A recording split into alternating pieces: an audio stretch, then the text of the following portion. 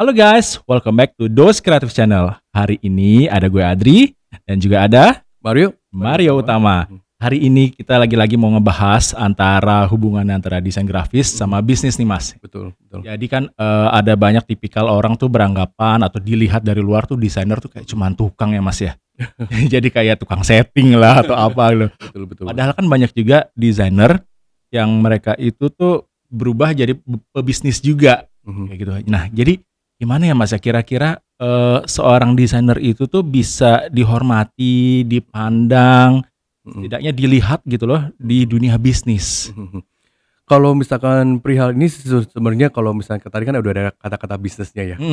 Jadi kalau misalkan kita ketemu pengusaha itu rata-rata mereka tuh mean business seperti itu. Jadi kalau misalnya kita lihat sih adalah bagaimana kita tuh bisa berbicara dengan language-nya mereka. Jadi harus setara gitu. Setara. Jadi misalnya kalau misalkan saya sarankan adalah sebagai desainer kita gak cuman mesti tahu di dunia kita. Nah, Cuman kita juga mesti ngerti kan dunia-dunia yang mana yang kita mau tap. nah, Seperti itu. Andai kata kalau misalkan kita mau tap into F&B business, right? Ya berarti kita sedikit-sedikit pun mesti ngerti tentang bisnis F&B-nya. Seperti itu. Karena kalau misalkan kita ketemu seorang untuk mereka bisa mau berbicara dengan kita dan interested dengan kita, ya kita mesti tahu bahasanya supaya kita nggak asing ya. Itu dia. Itu sebenarnya poinnya di situ ya. Jadi kita tuh harus menyamakan frekuensinya ya dengan para bisnismen atau klien-klien kita gitu. Betul. Jangan sampai posisi kita tuh hanya sekedar yes sir kayak gitu doang ya. Betul, karena kalau enggak gini kan, kalau misalnya di episode yang lalu kan saya ada sempat sharing ya bahwa kalau misalkan kita ketemu orang untuk di hire adalah nggak cuma hanya expertise kita. Nah kadang-kadang biarpun kita expert nih, kita misalkan mungkin kita jago ngulik di desainnya, kita jago di fotografi, kita jago di apapun yang di bagian desain visual, nah mereka kan mungkin nggak paham. Jadi kenapa aku mesti bayar kamu mahal? Nah, Seperti itu kan? kita harus bisa menyampaikan Menyampaikannya. value nilai-nilai itu ya. Betul. Dan untuk menyampaikannya ya kita mesti mengertikan bisnis mereka. Karena satu, we are in the business ketika kalau klien kita merasa tertolong, they will pay a lot of things, they will pay a lot. Jadi kan kayak misalnya rumah sakit ya. Kalau misalkan rumah sakit itu bisa meng-cure apa yang kamu keluhin ya kan, maupun dengkul kayak mau operasi jantung apa, they will pay a lot. Gitu kan. Nah kalau misalkan mereka ragu dan tidak tahu, masih meraba-raba apa yang you bisa provide ke kita, ya namanya meragu-ragu ya, kayak misalkan kalau ada orang yang klien bilang kayak beli kucing dalam karung, nah mereka nggak akan pay high, atau mereka akan mungkin kata-katanya begini, kamu pitch dulu aja idenya, kan seperti itu. Right? Gantung nggak sih kayak gitu ya? Gantung. Jadi akhirnya kan kita mesti kerja keras dulu untuk membuktikan ya. Nah, kan seperti itu. jadi sebenarnya kita untuk membuktikannya itu tuh bagaimana sih Mas? Dalam arti kita pelajari dulu kah mereka kliennya itu backgroundnya seperti apa, bisnisnya seperti apa, baru kita tunjukin gitu loh supaya. Betul. Nah ini untuk desainer kalau saya himbau, ini yang latihan yang untuk tim saya sendiri. Ketika kalau kita ketemu sesosok klien ya, atau yang kita mau approach klien ini, yang kita lakukan adalah kita cari tahu dulu tentang latar belakang mereka. Latar belakang. Dan bisnisnya mereka. Istilahnya do a mild research dulu aja. Itu Mas Mario minta ke para desainer di Ruby Cube untuk belajar soal itu? Oh enggak, yang siapapun yang akan mau ketemu dengan klien itu. Karena the thing is that ya kayak ngomong kasar gini ya, kalau andai kata kayak kita pacaran gitu kan ya. Ya sebelum kita ketemu cewek ini pasti kalau kata-kata ini enggak enak ya. Kan stalking dulu kan. Stalkingnya jelek ya. Stalking enggak, ternyata si cewek ini cari tahu gitu. Suka makan sushi, dia suka jalan-jalan ya. At least you already figure out. Kurang lebih tuh apa nih topik pembicaraannya. Ya, betul. Nah ini sebenarnya ada satu buku yang bagus, How to Talk to Anyone Anywhere. Nah itu dari Larry King. Larry King, ahli pembicara ya. Ahli pembicara. Dan ini dia akan ajarin bagaimana sih berbuka topik seperti itu. Nah berbuka topik sebenarnya banyak hal. Nah ini bisa teknik yang saya ajarkan ya di sini. Pertama adalah you need to know the current condition of economy. Saat ini. Kayak misalkan apa topik-topik yang kita bisa angkat. Kayak kemarin saya ketemu klien saya di New York. Ternyata dia adalah salah satu korban yang rumahnya terbakar. Di LA. Ya, kita ngobrol. Ya memang sih saya nggak gitu tahu ya titik rumahnya di mana. Cuma when you know the topic, you can get ada sympathy, ada satu topik yang kita bisa buka jadi nggak kering tuh. Jadi link ya. Ya kan. Biarpun ya akhirnya ya sorry to hear about your loss segala macam.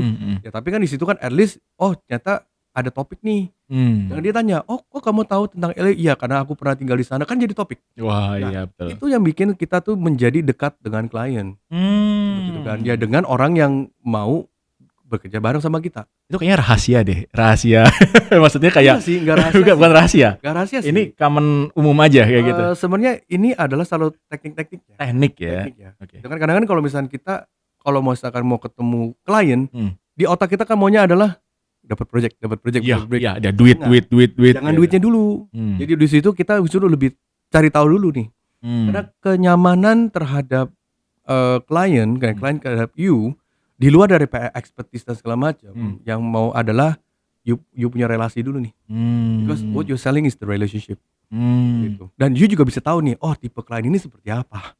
Right? Apakah mungkin duitnya enak tapi kliennya nggak enak, you still want to take the job. Right? Jadi dari situ kita bisa menilai juga kurang ya. lebih menilai, ya kan, menilai. Jadi keputusan kita ambil apakah ini bagus buat kita atau tidak kayak gitu ya. Betul. Dan kalau dari si buku ini yang saya baca, nah dia tuh juga ada ngomong, ya first adalah know the current the current economy, the current condition kondisi saat ini gitu ya. Seperti current event ya.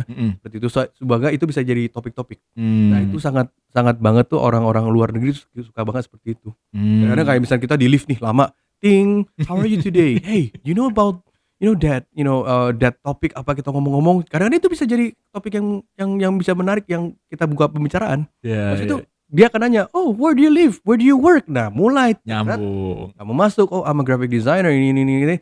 Oh ya, I have a company, nah kan jadi terus menyambung.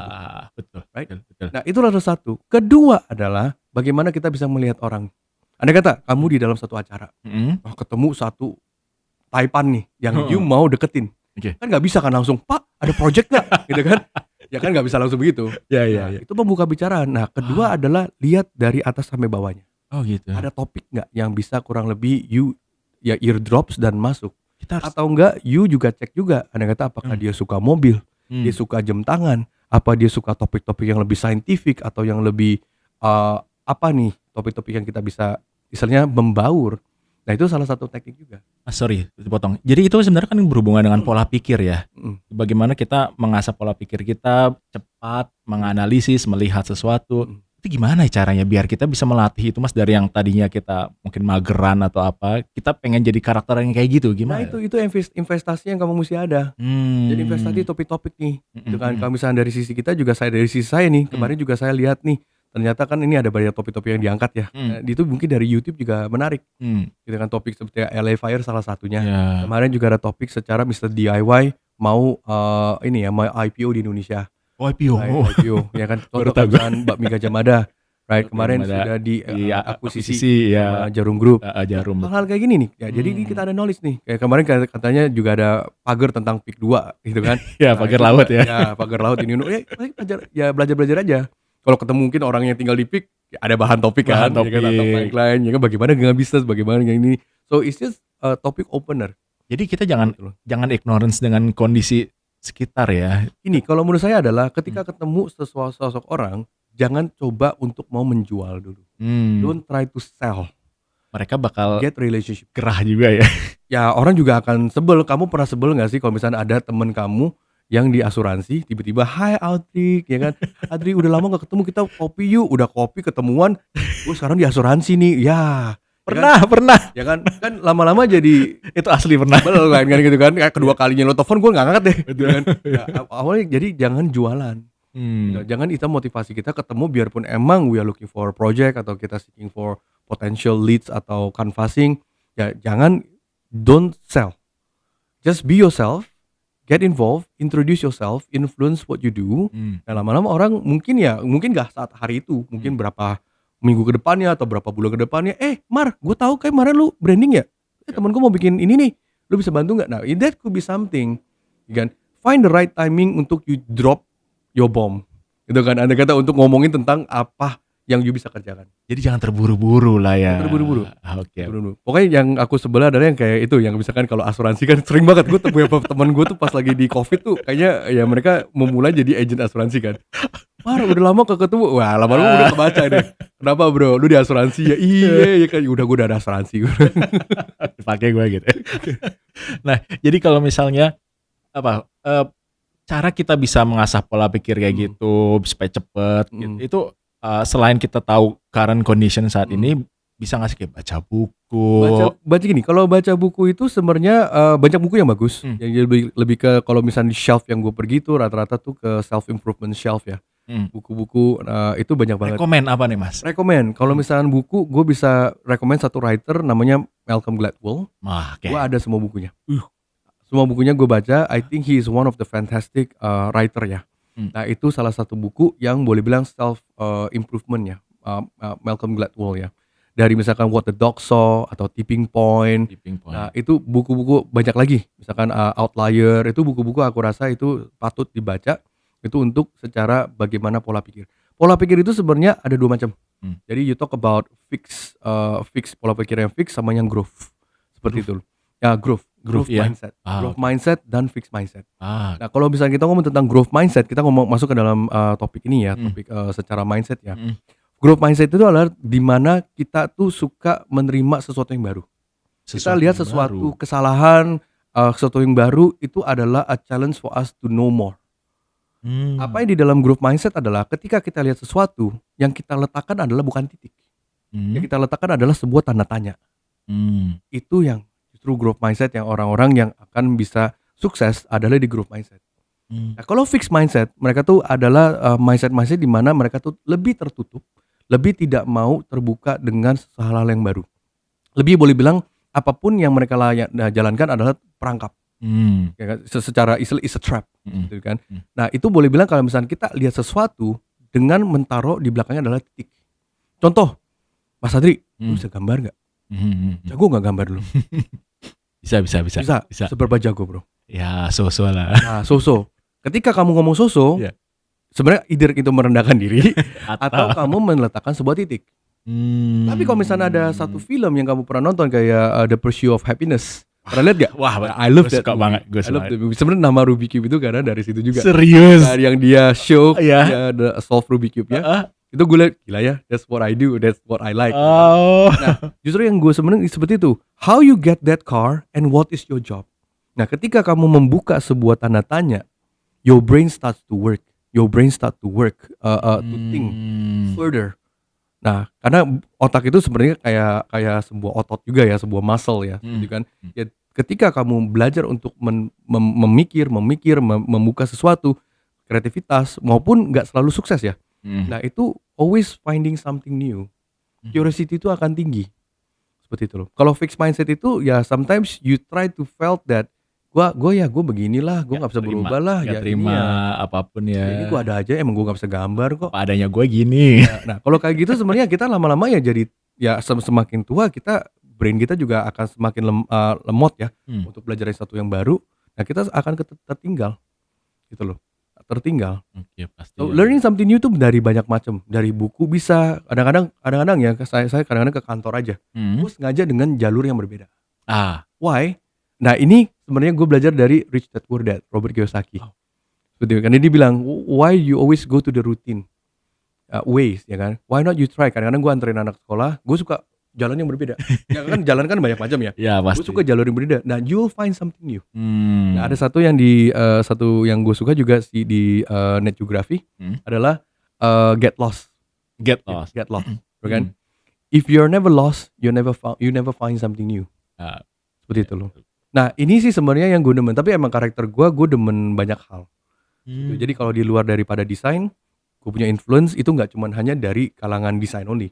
Nah desain pun bisa jadi interior design juga gue demen, produk desain gue demen, arsitek. Kayak kemarin gue lagi liatin rumah-rumah yang mewah di YouTube. Itu dahsyat banget itu. Itu gila men, ada yang rumah bisa sampai kayak 500 M. Buset deh, kan? Luar biasa. Nah, just to know seperti gimana sih desain-desainnya rumah-rumah di Bali. It has nothing to do with graphic design or branding. Tapi some of those things yang gue lihat itu menjadi intellectual kekayaan, like ternyata ada yang kayak gini ya. Ternyata rumah yang 500 M desainnya kayak gini-gini ya, gitu kan? Apa aja sih kemewahan yang ada di dalamnya? Atau kan what makes it 500 M sih? Gitu kan? Andai kata ya, seperti apa sih rumah 500 M? Gue lagi pikir, kalau rumah 500 M PBB-nya berapa ya? Langsung mikir gitu ya. Andai kata ya. So anyway, learning itu dari a lot of things sih. That's why I think banyak orang justru bilang, ada orang yang temen gue bilang justru kalau misalnya lu mau lihat mau ada kekayaan secara pemikiran, keluar negeri, go check, pergi ke negara yang mungkin lu nggak tahu bahasanya, right? Atau enggak you learn something new, budaya yang berbeda. That's why I think kenapa orang-orang Westerner mereka lebih wise, karena mungkin ya mereka sering travel, pernah lihat dunia lain dengan budaya yang berbeda, culture yang berbeda, bahasa yang berbeda, cara hidup yang berbeda. Nah itu akan menjadi sesuatu yang berbeda ya. Gitu loh. Oke, jadi dengan kita menambah wawasan, belajar macam hal, itu tuh bisa membuat kita yang tadinya desainer, hanya desainer misalnya kayak gitu ya, berhadapan dengan klien yang memang pengusaha, itu tuh kita bisa dipandang. Bener gak sih Mas? Pandangan itu adalah when you are in the level of their topic. Topiknya. Seperti itu. Aku pernah when I was a younger designer, ketika aku desain, sebenarnya aku nggak enak nih ngomong klien ini besar, pasti kalian tahu. Kerjaan gue tuh cuman hanya kayak dilihat doang, kayak kartu gitu. Ini nggak suka, ini nggak suka, ini suka. Karena kenapa? The thing is that pertama, ya you want yourself to be treated like that, ya kan? Sebenarnya kan gue bisa ngomong, Pak, boleh nggak Pak izin saya presentasi, right? Tuang pikirannya. Tapi ketika kita presentasi, make sure yang mereka mau dengar. Nah, bukan cuma theoretically lu mau jual sesuatu yang menurut lu interesting, menurut dia bosan, gitu loh. Nah, berarti ya di situ kan kita mesti titik apa sih sebenarnya mereka interested? Ya di luar daripada bikin mereka tambah maju ya, tambah kaya ya. Right? Tapi apa nih yang something yang justru ada klien yang gue bilang, don't tell me that I know Mario. The reason why I hire you is because I already have all this. Itu dia. Tell me something that I don't know. Itu yang membedakan banyak desainer tuh, mereka terlalu masuk ke teknis ya. Desainnya cuman masalah desainnya aja, tapi nggak ngebahas soal hal lain di luar itu yang bisa jadi kita ada engage dengan klien kita. Betul. Karena pertama gini, klien itu datang pasti ada masalahnya. Nah, ya ketika misalkan mungkin masalahnya yang dikasih tahu adalah gue ganti usaha, gue perlu logo. Oke, logo itu salah satu masalah buat mereka. Tapi kan logo itu kan seberapa besar masalah buat mereka. Dan bagaimana kita menjelaskan itu tuh penting. Di luar daripada gue tinggal ke Bandung bayar orang bikin logo 50.000. Right, Anda kata. Atau yang nggak usah Bandung lah, sekarang banyak kok. Ya misalkan kayak yang situs-situs yang bikin freelance kecil gitu atau apa gitu. Anda kata, ya kan kalau misalnya kita dihargai dengan bikin logo 50.000, bikin brosur cuman 100-300.000. Ya lama-lama ini pasar akan turun. Kenapa? Yang dihargai adalah cuman kepentingan apa yang kamu bisa luncurkan. Yang aku bilang, bikin logo di kita gratis. Yang kamu bayar adalah pemikirannya. Seperti itu. Bikin brosur juga gratis. Ya kan? Kalau gue nggak pakai otak, gue nggak pikir mana fotonya, mana teksnya gue desain. Ya emang ya bisa. Murah. Iya betul. Tapi kalau misalnya brosur ini kita bisa pikirkan dengan secara tekniknya seperti apa? Apakah kita bisa bilang, mau bikin brosur? Kemana Pak? Ini. Bah, kita kasih tahu Pak, bikin brosur sekarang tuh udah pakai elektronik dan segala macam, atau teknik yang baru. Oh gitu ya, ini lebih efisien ya. Nah itu sebenarnya kan kita kasih solusi, bukan cuma hanya desain brosur, desain doang. Seperti itu. Nah hopefully ya those are the things yang maksud aku adalah itu if you can give them a solution, yang mungkin orderannya adalah brosur. Tapi if you have another thing yang bisa membuat mereka tuh lebih ya kalau misalnya di klien kita, saya ada 3 macam klien. Make them happy, save them money, make them rich. 3 macam klien gue, gitu kan. Gitu. Jadi ya kan, Mas Mario nggak masalah untuk buat mereka jadi kaya dari desain. Nggak mesti dong. Kayak misalnya sekarang nih ada restoran yang stagnan. Telepon kita, bagaimana tuh kamu bisa bantu supaya restoran itu bisa maju. Berarti kan purpose-nya kita mesti ningkatkan omsetnya mereka. Betul. Ya kan, tambah secara nggak sadarnya loh ya. Ya. Berarti kan kita mesti lihat problemnya di mana. So we go in there, problemnya di mana nih? Apakah selama ini mereka nggak pernah do any marketing? Apakah topik-topik yang mereka luncurkan di social media nggak ada artinya? Ya bisa jadi loh Pak. Betul.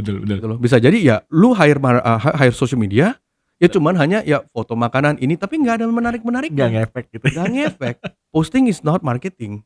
Seperti itu loh. Nah dari situ kita pelajarin dengan apa yang dari mereka di dari restoran ini yang kita bisa bikin ada engagement-nya. Hmm. Di luar cuma hanya restoran gampang, foto gue upload Selesai. sukses, nggak selalu loh. Rame sosmed Nggak enggak selalu. lah. Nggak selalu. Nah tapi kita juga mesti pikirin, andai kata bagaimana kita bisa do the marketingnya, atau kita bikin sebuah acara di dalam sosmednya itu. Contoh ada event kayak ada kontes kayak misalkan kayak kemarin nih kita adalah kontes untuk maksudnya makan bakmi terbanyak. Nah itu kan kita engage, undang mereka yang interested mau ikutan. Atau kemarin kita ada satu brand kopi, kita bikin lomba gambar. Nah pemenangnya nanti gambarnya akan taruh di cupnya. Nice. Kan itu engage. Ketika orang itu menang dapat hadiah dan desainnya gambarnya dia dipakai di sleeve-nya, dia kan juga akan bangga ya. Bakal cerita kemana-mana. Cerita ke teman-temannya lagi. Itu otomatis as a marketing lagi itu. Wow, panjang ya itu. Panjang. Nah, so these are the kind of solution yang kita akan berikan. Maksudnya sebelum event kita touch to desainnya. Seperti itu loh. Jadi jangan ngomongin desain loh ya, karena ada banyak hal lainnya tuh yang bisa nambah value-nya dari desain tersebut ya. I think kalau desain di kalangan desain penting, right? Tapi kalau misalnya kalau kayak gua ngomong ke bokap gua tentang desain, bokap gua lu ngomong apa sih? Right? Lu mau pakai warna apa terserah, yang penting usaha gua akhir gitu kan. Klien pasti kayak gitu kan. Itu, poinnya itu. Lu desain bagus, tapi ketika lu deploy di dalam pasar dan gak bekerja, gak laku, mau sebagus apa juga nobody cares. Oke guys, jadi kita hari ini kayaknya tadi langsung jawabannya langsung apa ya, ini daging loh ini. Tadi kayak rahasia tuh gimana caranya supaya kita tuh sebagai desainer bukan hanya sekedar tukang ya Mas ya, tapi jangan, kalau tukang itu dibayar pakai waktu. Betul, nah right? Berarti kalau misalnya gue tinggal order lu, Mas gue mau bikin brosur, lu bikin brosur, ya udah ya berapa lama? Ya gue bayar waktu, bukan pemikiran. Ya, betul. Jadi kalau misalnya kita cuma dibayar waktu, ya tentu yang dibayarnya pun nggak akan sebanyak dari pemikiran kita. Tidak akan ya. Itu bakal jadi topik kita berikutnya guys ya. Sekarang balik lagi lah, misalnya kan ada nggak sih orang bikin brosur sama lu ratusan juta? Ya kan, nobody's gonna pay you ratusan juta. Ya betul. Because it's work, it's a labor, gitu kan. Ya lu mau seberapa keren pun desain brosur lu, ya still is a design, pasti ada capnya.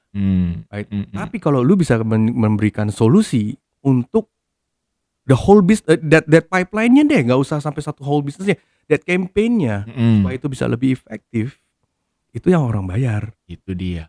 That's the key. Itu kuncinya. Oke, kita udah dapat banget tadi dagingnya, tebel dagingnya hari ini dari Mas Mario. Kita sampai sini dulu. Kalau teman-teman punya ide, punya saran misalnya siapa narasumber yang undang ini dong di DOS kayak gitu, tulis di komen ya guys ya. Nanti kita akan coba hubungin atau misalnya kita coba ambil tema-tema baru yang lainnya. Sure, boleh. Oke, thank you untuk hari ini. Gue Adri dan Mario. Sampai jumpa di next episode. Ya. Next episode. Oke, terima kasih. Sampai jumpa. Those out. Thank you.